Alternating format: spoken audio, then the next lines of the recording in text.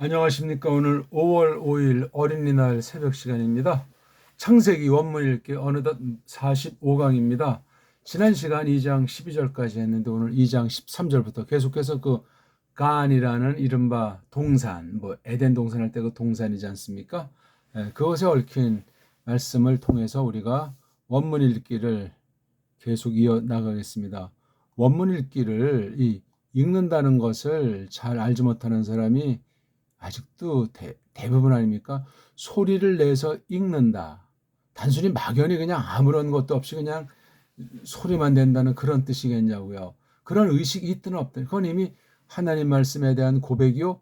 그 뜻에 대한 해석이 무한한 것을 깔고 있는 풀이가 나타나는 겁니다. 읽기가 발전하면은 읽기가 점점 새로워지면 그 뜻이 이미 아직 내가 단어를 하나도 몰라도 문법이나 이런 신학 지식이 하나 없어도 이미 풍부한 것이 그 안에 깔려 돌아가는 거예요. 정확한 거죠. 소리가 정확한데 문자가 이지러지고 문자가 변질됐다 할지라도 소리가 점점 가다듬어진다는 건 원 뜻에 원형에 어근에 접근하도록 성령님이 쓰실 수 있다는 거예요. 비록 일그러진 온통 만물이 망가지고 어느 문자도 전적으로 부패된 처지에 빠져 있을지라도 하나님이 주권으로 쓰시는 데서 이 읽기에 전력하는 그걸 왜 하나님께서 헛되이 여기겠습니까? 말도 안 되는 거 가지고 알레고리컬하게 그냥 원문 대충 읽어놓고 엉터리로 자기 소리, 자기 공식 막 집어넣어가지고 혹세 무민하는 것들이 대부분 아니겠습니까? 읽기도 우리가 서방 읽기가 아니고 읽기의 근본이고 아직 순수 원형이 많이 남아있는 정음 읽기로 한단 말입니다. 정음 읽기, 서양 읽기가 아니에요. 그래서 우리가 지금 일단 편의상 서구 애들이 편집해놓은 그 범주에서 소리를 낭독한다고 하지만 점점 가다듬어 가고 있는 것이고 기본 전제가 다르기 때문에 신학이 다른 겁니다. 언어관이 외적으로 다른 정도가 아니라 자 거두절미하고 오늘 간에서 이제 벌어진 사건을 계속 이어서 우리 생각해 봅시다. 강은 어떻게 된 거고 또 아담을 거기다 넣은 거는 또 어떤 목적인가 하는 것이 이제 쭉 해서 2장 마지막까지 놀라운 말씀이 기록되어 있습니다. 자, 그럼 한번 우리 돌아가 보겠습니다. 지난 시간 우리가 2장 12절을 봤죠. 그렇죠? 우리 2장 10절부터 나하르, 가람 이야기가 나오잖아요. 나하르 하게 되면 굉장히 뭔가 아주 빛나는 느낌이 들어있어요. 이게 나하르 이 하르 하는 말이 굉장히 환하고 맑어요. 이런 것들이 가만히 소리를 또 내보기도 하고 어근을 추적하기도 하고 그 다음에 계시의 뜻을 밝히 놓으면서 이것이 어떤 뜻인가 했을 때 계시 방편으로 쓰신 많은 것 중에 물들이 창세기에 이르기까지 거기도 생명수라는 말씀이 나오지 않습니까? 아주 정말 맑은 것으로 묘사하고 있어요. 빛나는 가람이에요. 근데 오늘날 그 세계 가람들이라고 하는 것이 얼마나 더럽고 혼탁하고 무서운 것으로 오염되어 있고 심각하지 않습니까? 아니 물 자체가 무슨 죄가 있다고 그 모양이 됐습니까? 물이라는 요소가 세상의 중요한 요소들 중에 아주 선두를 다투는 너무너무나 엄청나게 중요한 겁니다. 우리가 과학자들이 물 가지고 어쩌고 저쩌고 하지만 얼마나 안답니까? 일반인적으로 그럴진데 이건 지금 신령한 생명의 말씀이에요. 우리 구주님 예수스 크리스토스를 중심으로 해서 펼치시는 놀라운 일들의 한 방편으로서 두신 거예요. 그러니까 이 나하르 즉 마임이라고 하는 물들에 관련된 것 중에 하나 이 나하르를 가지고 어느 만큼 우리에게 거룩한 선물을 베푸시는 것을 알아야 하겠습니다. 나하르 이 눈이라고 하는 것도 굉장히 부드럽습니다. 눈. 굉장히 어떤 그 진행의 뉘앙스가 있기도 한 거예요. 이게 눈이 나하르. 자주 다른 낱말들에서 생략되는 경우 있지 않습니까? 요째 이것도 이제 모음 붙인 아이들이 이렇게 이제 붙인 거잖아요. 그렇죠? 이건 만약에 동사 형태로 할 수도 있는 거 아니에요. 근데 왜 이렇게 요째라고 했는가? 이런 것도 이제 서기 단계에서 깊이 성경 전체를 놓고 헤아려 볼 필요가 있는 거예요. 왜곡이냐? 나름대로 어떤 많은 것 중에 한 가지 해석을 하느라고 이렇게 모험부호를 어떤 사람들 통해서 찍게 하셨는가에 이르기까지 각양각색, 그러니까 원문 비평, 성경을 전제하지 않고 파괴하는 세상 이성주의의 그 원문관이 아니고 우리는 이걸 다 믿고 바라면서 이걸 다가서는데 서구 언어학, 서구 문자학이라고 하는 것을 전제할지라도 그걸 뛰어넘어서 우리 배달결의 문자학, 우리 정음의 원리를 가지고 정통 교리라고 할까 신학이라고 할까 그것을 성경을 근거로 확립하면서 이것을 좀 더 한 발짝 이끄시기를 바라는 그런 공부를 하게 된다 그 말이죠. 그렇죠? 여기서 이제 큰 넓은 범위가 이제 에덴 아닙니까? 에덴. 아주 즐거운 거죠. 환희해요. 에덴. 아단에서 온 거죠. 야, 이걸 갖다가 적시는 거잖아요. 자, 에덴의 어떤 부분을 적시냐? 깐을 적시는 거예요. 깐을 축축하게 하려고. 그래서 여기서부터 이제 아르바 네 개에 속한 머리들 근원들이 이제 갈라지는 거죠. 그래가지고 이제 있었단 말이에요. 네 근원들이 놀라운 얘기예요. 자, 오늘 13절 읽어보겠습니다. 브쉔하 나하르 하 쉔이 기헌 후하소베브 엘콜 에르추 쿠슈 상당히 방대하고 난해한 말 중에 하나예요. 그렇죠? 처음에 강 이름은 여기 피션, 페랑신. 두 번째는 기혼. 예, 뒤에 여기 온이라고 하는 거. 여기도 온자가 있고 여기도 온자가 있잖아요. 이게 명사 만들 때 쓰는 어미예요. 어미. 명사형 어미. 온자에 온. 근데 이 발음도 정확히 뭔지 모르는 것이 이 온이라고 하는 게 원래 바보가 이게 자음이잖아요. 아니 이걸 왜 모음으로 처리해서 자음의 뜻을 갖다 말살시키냔 말이에요. 바로 이게 서구 언어들이 자음어가 완전히 망가져 있지 않습니까? 이게 자음인지 뭐인지 짬뽕이 서구 문자의 현상이에요. 이걸 갖다 아랍 문자라고 하는 좀 더 근본에 원래 덜 타락했을 문자를 갖다 이렇게 해버렸으니 이게 난관이에요. 정확한 발음은 아는 사람이 없을지라도 막연히 그냥 오온하게 되면 서구 언어학의 노예가 돼서 식민지 신학, 언어 주권을 원어 공부한답시고 믿는답시고 제 나라 말글을 갖다 무시하는 그런 사람이 되기 십상입니다. 조심하셔야 돼요. 비록 부패하고 일반은 중일지라도 못난 결례라고 온 세상이 거짓부렁으로 설치될지라도 우린 줏대 있게 잘 갈고 닦아서 내면의 세계 주권으로 다른 언어들에 대해서 줏대 있게 간직해야만 똑바로 하나님 말씀을 공부할 수 있습니다. 물론 섣불리 그러라는 것은 아니라 서양어 언어학은 사기예요. 사기. 당장 겉모양이 좋을지 모르지만 이왕 생각난 김에 우리나라 고유 문자 말고 서구 문자들은 있죠. 세상 방식으로 카인의 길을 가듯이 그렇게 된 문자고 우리 정음은 한글이라고 하는 그 서방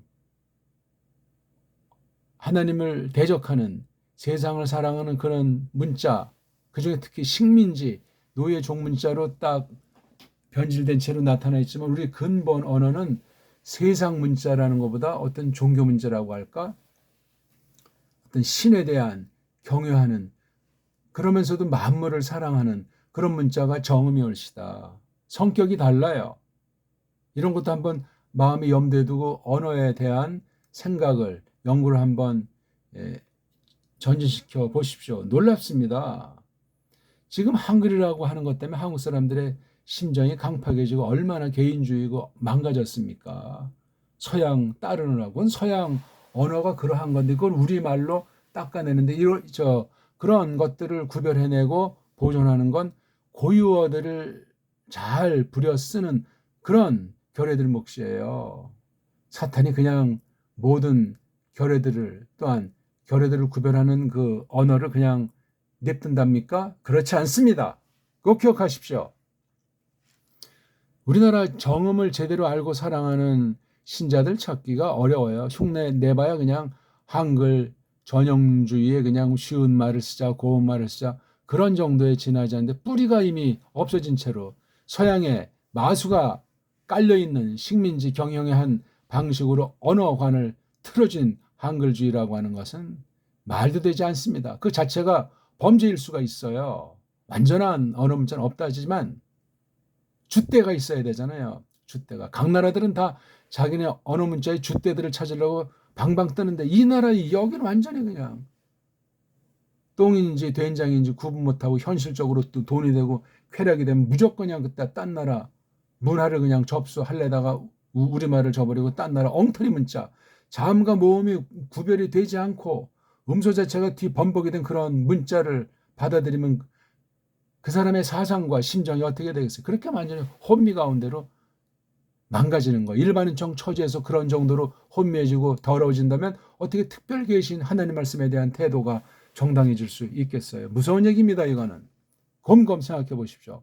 가뜩이나 사람 자체가 망가졌는데 아무튼 피숀 첫 번째 나하르 가람 이름이 피숀 두 번째 가람 이름이 기혼 그래서 여기 그리고 쉔 이름이 그 가람 이름이 여기는 가람이란 말이 없어요. 그렇죠? 앞에 10절에 나오나? 10절에도 없는데 예. 11절엔 가람이라는 단어가 안 보여. 그럼 여기 이렇게 나와야 될 게 빠졌나? 뭐 원문 비평하는 자들은 나중엔 여기다 이제 하나를 집어넣을 가능성도 있어요. 웃기는 이야기죠.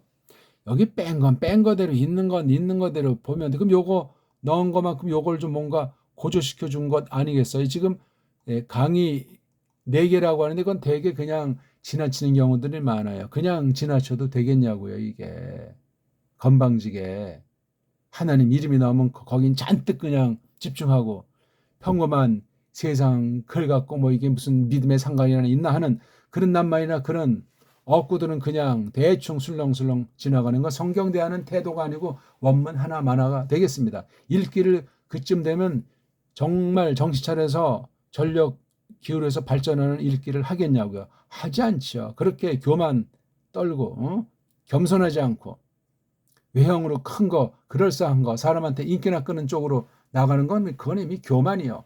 배망의 전봉이란 말입니다. 그렇게 공부하는 것 아니잖아요. 세상에서도 그런 공부하는 것이 아닌데 비록 우리가 남루하게 살고 누가 알아주는 사람 하나 없더라도 정당하게 살아야죠. 내가 그 방면에 딴 사람보다 장점이 있다. 그럼 그렇게 하는 거예요. 굶든 짓밟히든 그렇게 믿음의 길은 그렇습니다. 당장 뭐 세상에 생전에 그냥 번쩍나게 뭐가 된다고 해서 그게 뭐 성공한 인생이요? 그럴 수 없습니다.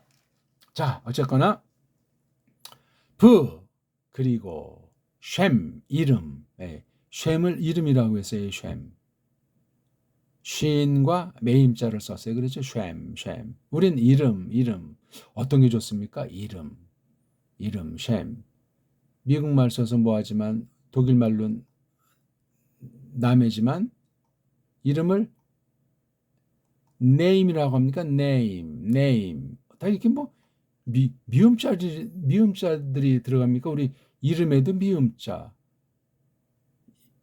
잉글리시에도 name, 남해라는 매임자 들어가고 그 다음에 여기도 쉔. 이거 우연의 일치겠습니까? 매임자, 이 미음자라는 것이 뭐냐? 딱딱하진 않은데 부드럽고 뭔가 이렇게 정해져 있어서 이렇게 네모형으로 어떤 땅을 상징하는 그런 느낌이 들죠. 우리 이 정음의 소리 체계를 추적해 본다면 말입니다. 그리고 뭔가 그 안에 온갖 만상이 다 서려 있는 느낌도 들어요. 이게요. 이게 근데 이름이라는 어떤 한 사람 개인 인격을 전생애를 놓고 대표하는 거잖아요. 이게 급기야 하나님의 이름 예수님의 이름까지 간다면 이게 간단한 문제가 아닌 거예요. 하나님의 거룩한 뜻을 또는 만유의 그 물건 하나하나 눈에 보이거나 그것에 대한 그 속성 쓰임새가 여기에 대표되는 거예요. 쉐임이라고 하는 것. 뭐 이것이 뭐 아브라함이 됐건 또 여기처럼 기혼이 됐건 이거 속에 하나님의 뜻이 장렬하고 있어요. 쉐임. 그다음 이 만물 하나하나의 그 쓰임새가 정확히 이 안에 있단 말이에요. 자, 어떤 거 이름이냐니까 나하르 여기 하자를 써가지고 이제 구별해 준 거예요. 그렇죠? 나하르. 아주 그 가람의 근본 성격이 아직 타락하기 전에는 놀라운 거예요. 그 빛깔이나 그 물살이나 그 안에 노는 아이들이나 야, 대단한 거예요. 근데 여기 또 쉐니에서 하자 이런 관사의 뒤에 이자를 쓰면 이게 서수가 되잖아요. 차례를 가리키는 말. 하나 둘 셋 날에 하나째 둘째 이렇게 되는 첫째 둘째 하는 이런 거. 그 둘째가 뭐죠? 기혼이라고 해서 기혼. 기혼은 이게 어떤 뜻이겠습니까? 구하흐. 뭔가 아주 굉장히 박력도 있고 김멜과 헤이트 조합으로 된 거예요. 저기 페랑신이랑은 아주 이 가람의 성깔이 성분이 쓰임새가 다릅니다. 이런 건 이제 소리를 많이 연구하고 낱말 하나하나까지 성경 전체를 우리말 능가하게 잘 다룰 때 우리 소리를 잘 확립해서 이 말씀을 해석 들어가는 거예요. 기존 바른 해석을 다 서방 해석을 참고하고 말입니다. 이런 정말 땀나는 직접 몸으로 때우는 이런 피나는 작업을 전개를 한 뒤에 비로소 성령님께서 써 주실 때 조명으로 말미암아 찬란한 그 뜻을 조심스럽게 풀어나가도록 뜻 가운데 계시면 그렇게 해 주시는 거예요.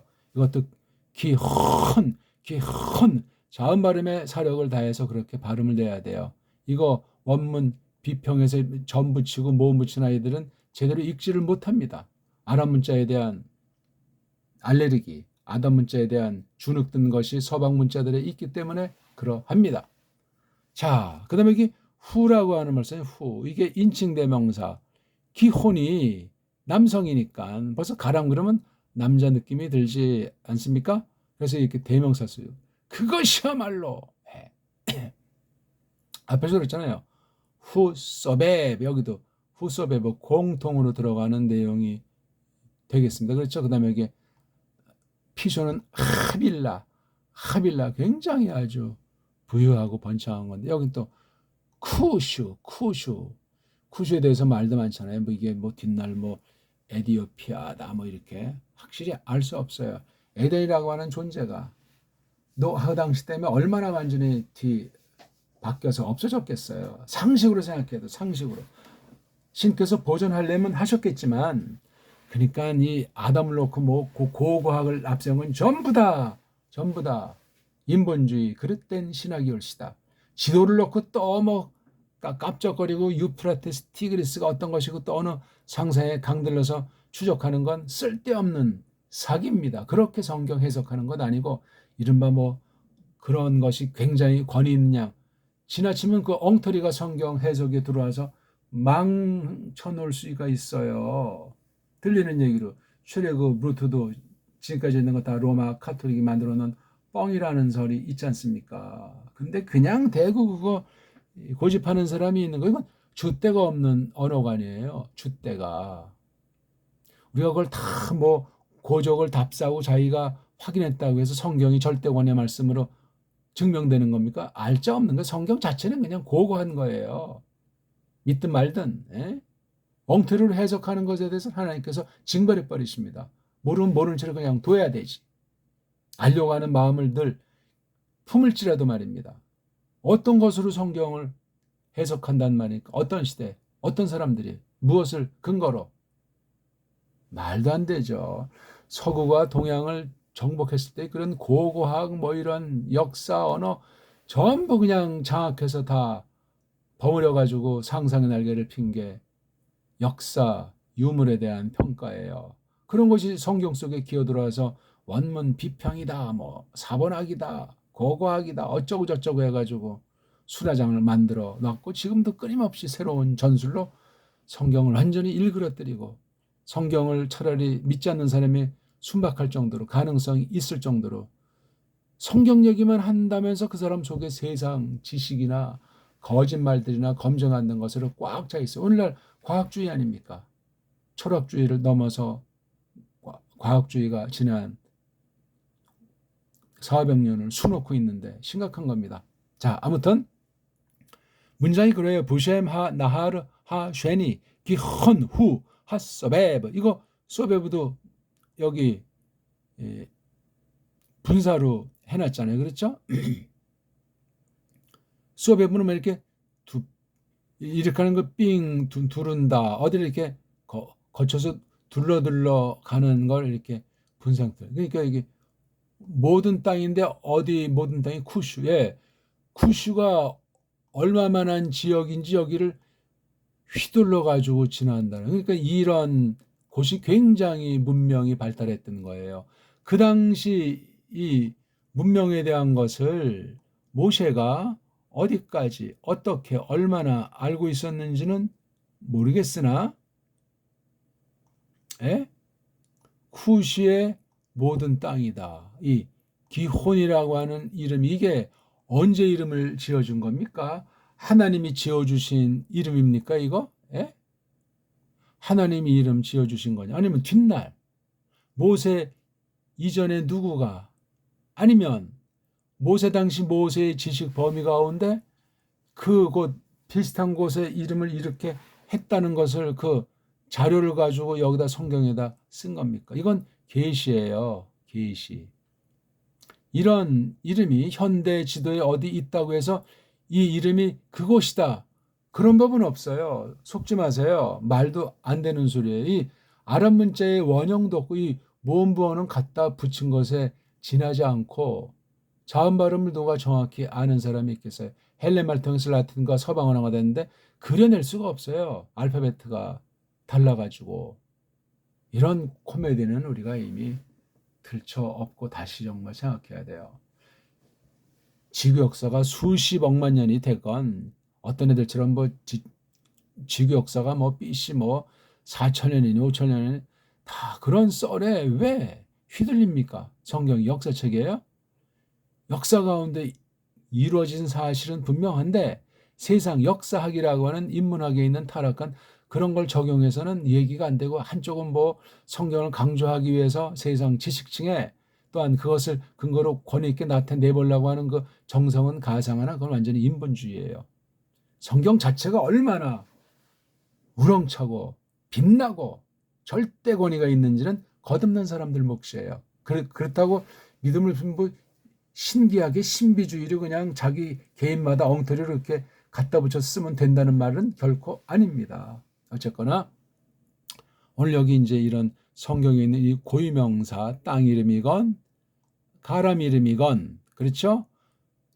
이런 것이 그냥 붙여진 것이 아니고 그 나하르와 뒷날 나하를 통해서 형성된 문명사의 편린들이에요 이게. 그러니까 이게 역사가 진행된 뒤에 이름을 붙이지 않았겠냐고요. 그게 이제 계속 흘러오다가 모세 당시에 특별섬들이 이렇게 기록하게 하신 거예요. 그 당시 아람 문자로 이렇게 돼 있다는 거.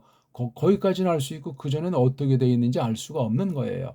정확한 소리도 모르고. 근데 이런 문자 가지고 비비작거리면서 어원이 어쩌고 상상의 날개를 핍니까? 소리의 근본도 잡지 못하는데. 그런 면에서 문자학을 할 때 그 음성학이라고 하는 것이 음운학이라고 하는 것이 음수학이라고 하는 것이 너무너무 중요해요. 막 그냥 언어학의 그 글자나 소리에 대한 용어들이 많이 있지만 다 그냥 버벅대는 연구에 지나잖아요. 근본서부터 망가진 서구 언어 문자 가지고 기본도 안 돼 있는 문자 가지고 무슨 얼어 죽을 언어학이라고 합니까? 정직하게 그거 하는 사람들은 피곤한 거예요. 자칫 자기도 모르게 거짓말하게 되고 체면치를 하려니까 그냥 확신도 없는 거 이렇다고 하고 그냥 조금 지나면 또 이 땅에서 먼지로 사라지는 거예요. 그런 인생이 되면 안 되잖아요. 아는 것까지 확인된 것까지 또한 믿는 사람이라면 믿음의 범주 가운데 정말 두렵고 떨림으로 소박해야 됩니다. 알긴 얼마나 알아야 자기 자신을 제대로 알고 죽는 사람이 한 명이나 있냐고요. 없어요. 하나님께서 거듭난 사람들에게조차 일러주게 하시면 그만큼 정도 조금 아는 동 마는 동하다. 자기를 안다는 것은 하나님을 아는 것을 전제로 자기가 아는 거지 자기가 뭘 기준으로 누구를 해서 어떻게 뭘 근거로 안다는 겁니까? 말이 되질 않아요. 이런 내용들이. 이런 인문학에 일반은 종에 속한 기본도 모르고 이걸 가지고 그냥 말장난에 빠져가지고 무조건 서양 애들이 해놓은 거 가지고 그냥 여기에 버무리 치는 아유 이제 그런 시대는 지향해 나가야 되지 않겠습니까? 예. 쿠슈, 예. 기혼, 예. 놀라운 표현들이에요. 이게 저기 뭐 아프리카의 에티오피아 아니냐? 아, 이제 그런 때가 아닙니다. 그렇게 한다고 뭐 밥이 나옵니까? 뭐가 나옵니까? 요거 보세요. 딱 하네. 그 하나하르센 이름을 여기 고조했고, 그것이야말로 어디를 여기, 그러니까 이게 줏대가 되고 요 이름은 종속이 되는 거예요. 기혼이 줏대고 쿠슈는 그 다음에 이루어진 것 아닙니까? 예. 그러니까 쿠슈라고 하는 땅 이름을 그 당시에 했던 그 결의들이 이 이름을 졌는지 그 전에 있었던 것이 됐는지 그건 우리가 또 알 수 없지만 말이에요. 아담이 지은 이름인지 아닌지 그것도 우리가 규명을 할 수 없는데 말입니다. 그 다음 2장 14절까지 하고 마쳐야 되겠네요. 가람까지니까 더 뒤에 있네요. 자, 쉔, 브쉔, 나하르, 하슐리 이제 세 번째 가람 여기도 가람 썼죠. 히데켈, 히데켈. 요것은 홀레크예요. 다 소베브인데 이건 직진하는 강이에요. 히데켈 이 소리 발음 내기도 어느 쪽으로 아슈르 동쪽으로 뭔가 말하다 이것도 아주 대딸이 간략하게 냈어요. 키드마트가 예적 마을 저 동방을 가리켜요. 아슈르가 동방쪽이에요. 우리랑 매우 가까울 수도 있어요. 근데 그것도 지금 잘 모르는 것이 동양 서양을 언제 누가 어떤 목적으로 만들어 놓은 겁니까? 지도 이 땅을 놓고 웃기는 얘기 아니요? 그러니까 이 지도, 시간과 역사 그런 것을 조작해 놓은 그걸 가지고 현대의 성경을 원문을 본다는 것은 코미디입니다. 조심하십시오. 조작이 되어 있기 때문에 그래요. 우리나라는 가장 오래된 문자를 갖고 있는데 그걸 완전히 도륙을 해서 흔적도 찾기 어렵게 만들어 놓은 뒤에 근세 이렇게 만들어 놓은 거예요. 동양 서양이니 뭐 동아시아니 중동아시아니 뭐 유럽이니 딱 해가지고 뭐 5대양 6대주 말을 하고선 지구 전체를 누가 다 잘 안답니까? 그 기능을 얼마나 안답니까? 과학주의? 생물학? 심지어 요즘 유전자학? 상상의 날개들을 펴요. 물론 그렇게 때로는 그런 미시 깊은 세계도 우리가 공부할 수 있는데 성경 전체 이름을 정말 조심스럽게 알아야 되는데 서구 문사철, 서구 문명사의 오류를 따르면 안 되고 참고사항이고 우리 것을 다 뭉개졌지만 다시 되찾는데 가장 으뜸이고 엑기스가 언어라고 해서 제가 언어의 엑기스는 문자예요. 말글이란 말입니다. 말에서 글이 온 그 차례를 기억하면서 우리 문서철까지 거기 놓고 서방이랑 대등하게 줏대 있는 언어관, 줏대 있는 문명관을 취하고 성경을 공부해야만 하겠습니다. 원문도 마찬가지예요. 서방 애들이 뭐 얼마나 똑똑하다고 뭐 응? 외계인들입니까? 그런 아주 교묘한 거짓말 매트릭스에 깔려가지고 신앙을 하고 원문하고 믿는다면 그 누굴 믿는 겁니까? 우상숭배예요. 그쯤 되면은 서양 애들이 아주 착하고 신용 지키고 고분고분하다고요? 그런 말도 우리를 세뇌시키기 위해서 거짓말들을 한 거예요. 그 나라 유학 갔다 온 사람들이 어떤 사람들이 세뇌돼 가지고 자기도 모르는 사이에 그렇게 매국 4대 짓을 하는 경우들이 지금도 흔히 나타나고 있는 거예요. 딴 나라를 무조건 욕하라는 것이 아니라 왜 우리나라를 자꾸만 비하시키고 응? 엉터리라고 하면서 세계 최고의 문자를 갔으면 세계 최고의 문명을 이루고 놀라운 결의인데 한심한 일이에요. 신자들은 그러면 안 되죠. 더 꼭 기억하셔야 됩니다.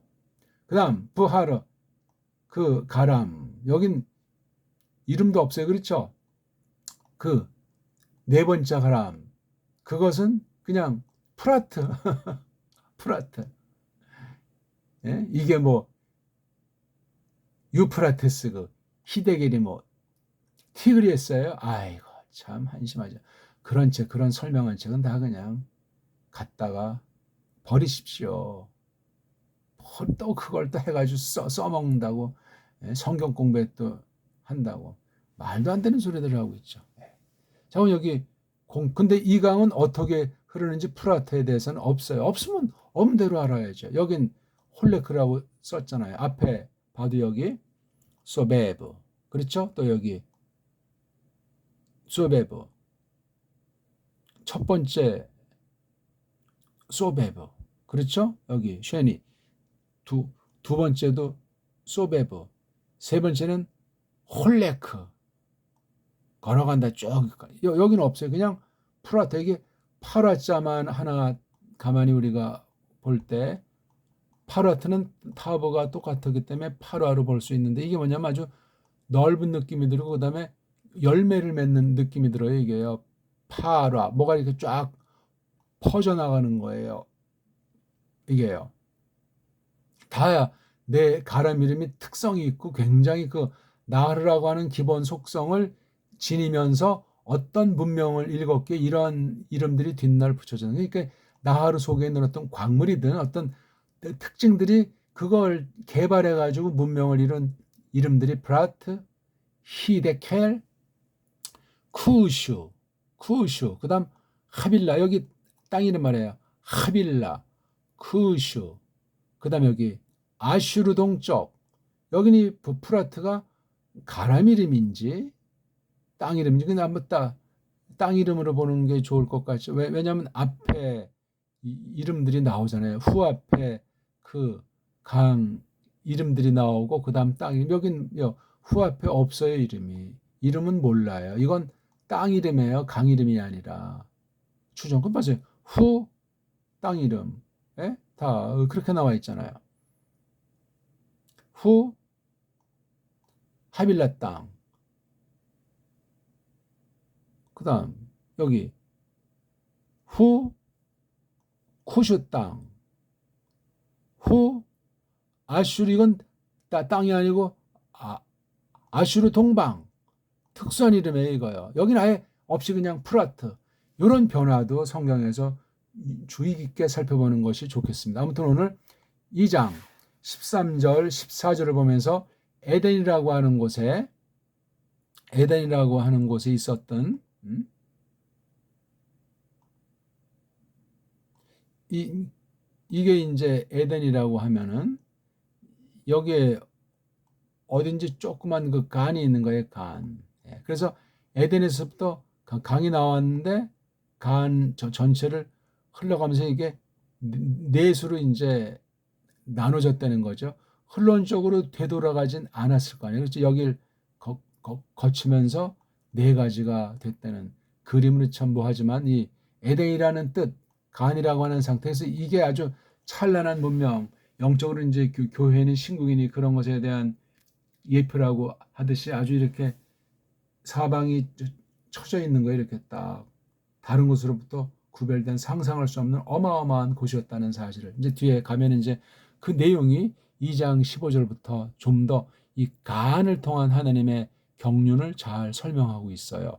거기에 가람이 흘러가지고 이미 사람이 살 수 있고 문명이 나타날 수 있도록.